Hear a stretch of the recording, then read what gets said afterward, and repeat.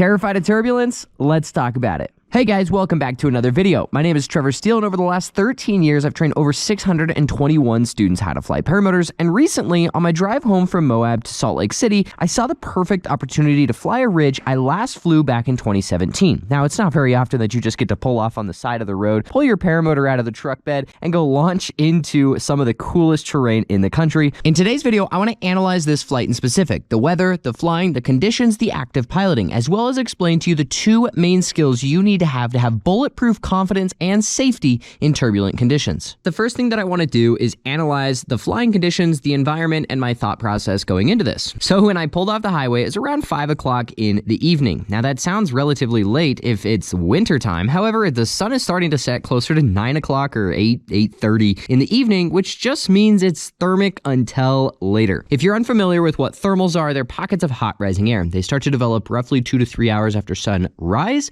and they stop 2 to 3 hours before sunset. So if sunset's 8:30, that would mean 7:30, 6:30 is when it stops getting thermic. 5 o'clock p.m. is still thermic. Now, when I pulled off the highway and I put the truck in park, a dust devil happened to fly by. A dust devil is a great indicator that it's still a very turbulent sky. It is still a very thermic sky. And the last thing you want to do is get caught in a dust devil. A couple years ago, I did what's called the Adventure Wingman, which is an 11-day, 1,100-mile unsupported cross-country flight. It was like the craziest thing I've ever done, even still to this day. Well, one of the things that happened to us is that Judson, the pilot that I flew it with, got caught in a dust devil. Now, I don't have any video of him going through it. He basically took an asymmetric collapse when he got hit with it. Thankfully, he was at the very top of it, and it was a very mild one, so it wasn't that big of a deal. But generally speaking, dust devils can be pretty bad. Now, moving forward from that, flying in thermic conditions is not inherently a bad thing to do. In fact, if you ever want to go paragliding, you're either going to go ridge soaring, which is where you're riding wind blowing up an obstacle like a mountain, and it produces upward wind, which you can soar. Or you're going to go thermaling, which is where you're going to hike up a mountain or get towed up, and you're going to fly more of the middle of the day when those thermals are popping off so that you can ride the thermals to the very top and go to the next one. Now, riding thermals can be really, really fun. And in fact, I actively seek out thermals as much as I possibly can. I have done a lot of 3-hour, 60-mile cross-country flights, just paragliding, hitting in 16 or 17,000 feet once last year as well, which was just crazy to be that high in a paragliding harness. It honestly kind of felt like I was in the middle of the ocean in a life raft, as I was way the heck up there, and it's a long ride down. Anyways, moving back to this video. When I took off, I knew that it was going to be slightly thermic. Now, it wasn't that bumpy near where I launched. In order for there to be a thermal, you need change, you need heat, you need the ground to heat up things differently so that one surface heats up faster, and that is kind of what creates a thermal. Now, I won't go into the crazy art of thermals,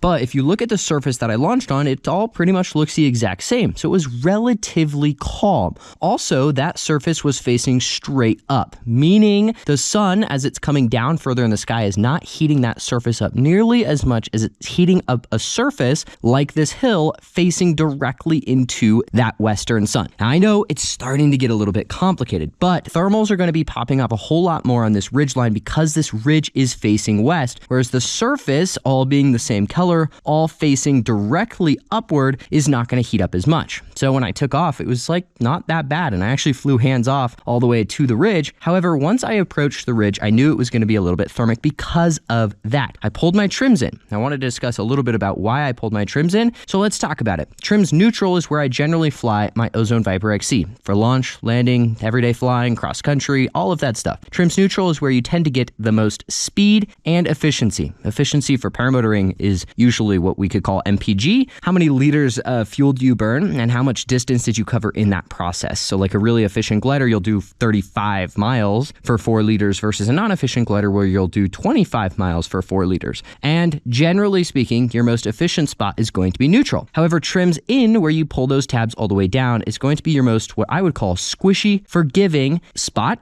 as well as I have seen it has the best glide slope. Now, glide slope doesn't matter as much for paramotor efficiency because we just defined what paramotor efficiency is, but for paragliding efficiency, where you're trying to ride a ridge like I was doing in this video, you want the best glide you possibly can get, because that glide is going to allow you to stay the highest for the longest while you're going from one thing of lift to the another thing of lift, as well as when you're actually in the lift band itself, you're going to be able to better maximize that lift for as much as possible. The other thing with being trimmed all the way in is it's more forgiving to collapses. So if you do take a collapse trimmed all the way in versus neutral, hypothetically, the trims all the way in is going to recover more easily. As this glider is reflex, it is the opposite in terms of collapse resistance. The more reflex you have, which is the more trimmed out you are, the more accelerated you are, the more resistant the glider is going to be. The more trims in you are, the more prone the glider is going to be to collapse. Now, one other thing does change as you trim the glider in, and that is the squishiness, or I should say pressure of the brake toggles. When you go to pull brakes fully accelerated, although you really shouldn't do that, so let's just say trims out, it is going to be a firmer pull. There's more pressure on it, and so your arms are going to get tired more quickly. Trimmed all the way in, it's going to be a more squishy pull, so it's going to be less, you could say, difficult to pull. Now, when you're active piloting and flying in thermic conditions, you're going to need to be hands-on. You're going to be pulling those brakes a lot. You're going to be stopping that glider from frontaling and collapsing and moving around and all of those things. So you're going to be using the brakes a lot. So having the brakes be easier to pull is super nice when you're hands-on getting going. Now, yes, I did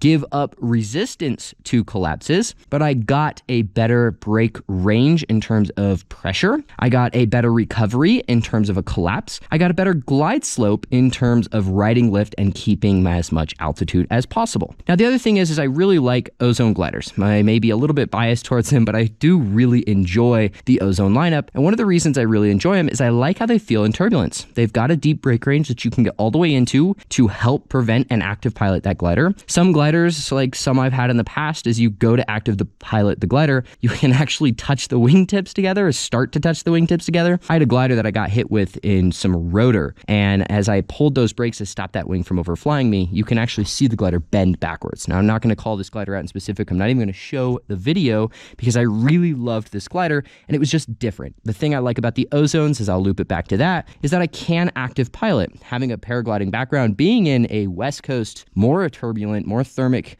higher risk of rotor environment, I like being able to active pilot that glider.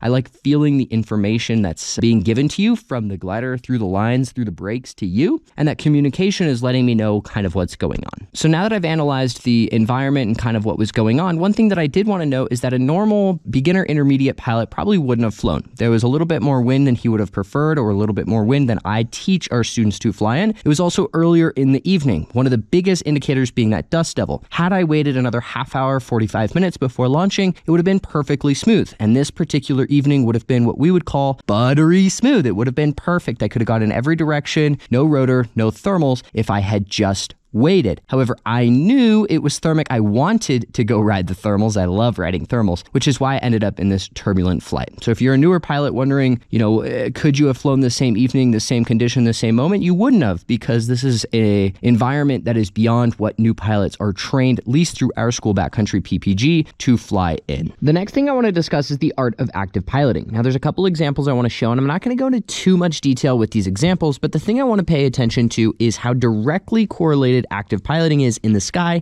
to ground handling on the ground. The bare bone basics of active piloting go like this. And as that glider goes to shoot forward, or what we call surge forward, your brakes go down to prevent that glider from overflying. Now, the art of that in the sky is very similar to the art of that on the ground. As that glider comes surging forward over your head on the ground, you pull those brakes the same way at the same speed to stop that glider from overflying you. The only real difference is that you're not falling out of the sky, and although they're very similar, there are some nuances and it's a little bit different. However, to be very good at active piloting in the sky, it starts with being very good at active piloting on the ground. One of the most important skills to understand about active piloting is the speed in which you pull the brakes. This is the thing that you have to learn through just doing it a whole bunch of times. On the ground, as that glider goes surging forward, it's going to surge at different speeds. Sometimes it's going to come up slowly and you only need a little bit of brake. Sometimes it's going to come shooting up extremely fast, and it's important that you learn what that feels like in those risers, in those lines, and learn how to pull those brakes, when to pull those brakes, how fast to pull those brakes, and how much to pull those brakes in a variety of different environments and a variety of different speeds of surge, because it is that exact same feeling that you're going to feel in the sky. All of a sudden, that wing's going to go shooting forward, and that feeling on those risers that you felt on the ground is the same feeling on those risers you're going to feel in the sky. I mean, slight nuances. You're going to be falling out of the sky if you screwed up. However, it is the same kind of feeling, and your brake range, your pull, how fast, how soon, when, all of those things are very similar to on the ground. Now, one other skill that is extremely important to being good at active piloting, that is actually something I teach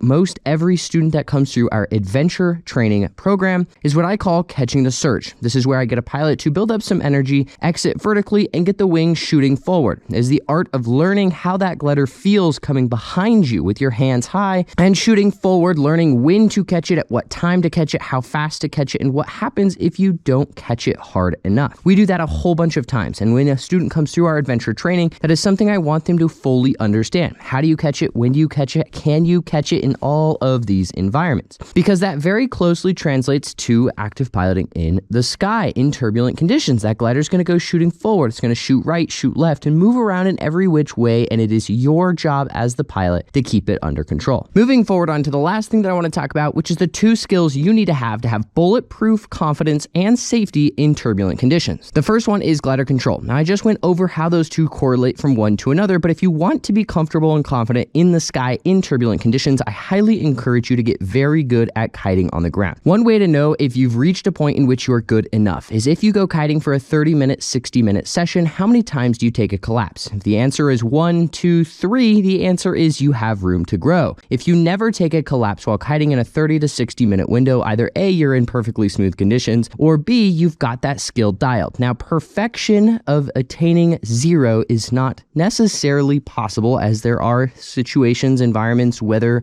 that's never going to be the case, but you want to shoot for as close to perfect as possible. If you're taking collapses every couple of minutes, you've got room to grow. It's kind of one of the things us instructors look at when we're judging a student's glider control ability. How well can you prevent those collapses on the ground? If you're taking collapse after collapse after collapse, and you can't ever seem to get that under control, you've definitely got room to grow. And the next thing that is extremely important, the skill that you must understand to have confidence and safety in turbulence, is an understanding of what turbulence is, where it is, when you're going to encounter it, and how to avoid it. If you don't know what you're looking at when you're analyzing the sky, you don't understand weather, you don't know why all of a sudden you got hit with that turbulence, you definitely have room to grow. You need to understand that sky. Your understanding of weather, winds, turbulence, where it's going to be, why it's going to be, and what is it, is extremely important. One of the skills that I teach our students, or one of the sayings I should say that I teach our students, is that you should name it to tame it. As soon as you encounter turbulence, you want to name, even vocally out loud, what is it that you are encountering, as it's going to be scary the first handful of times you encounter it. But what is it? Is it a thermal? Is it shear? Is it rotor? Is it gust front? What are you encountering? As soon as you've named it, you'll know whether it is something that you really need to be aware of, or something that's not that big of a deal. Most importantly, you'll know if it's something you're going to continue to battle, or if it's something you can get out of, like rotor. If you find yourself in rotor, you should probably get out of that really quickly. If you find yourself in a gust front, you really screwed up because you didn't understand weather. If you found yourself in shear, you probably didn't check and you failed to do a proper pre-flight. If you find yourself in thermal conditions, either you intentionally put yourself there, you flew longer than you expected to, or you didn't know what they are. You should really understand weather. There should never be a time in which you find yourself in a bumpy situation that you didn't know. Now, there's kind of two things here. Number one, once you've encountered the turbulence, you're able to name it. And number two, you're able to identify where it's going to be before you ever find it. You want to shoot for understanding where the turbulence is going to be before you ever find it, and get good enough that you can point it out prior to hitting it. Now, hopefully you guys learned a couple of things in this video. These videos take a lot of time, energy, and effort to put together, and if you did like it, please hit that like button down below. Subscribe to my YouTube channel, as I will be making more content like this in the future, and I'd love for you to check those out. If you are interested in getting into paramotoring, we offer a 10-day training program at our training school, Backcountry PPG. We also offer a 5-day adventure training program for pilots that are already in the sport looking to improve their skills. Visit backcountryppg.com for more information on both of those programs.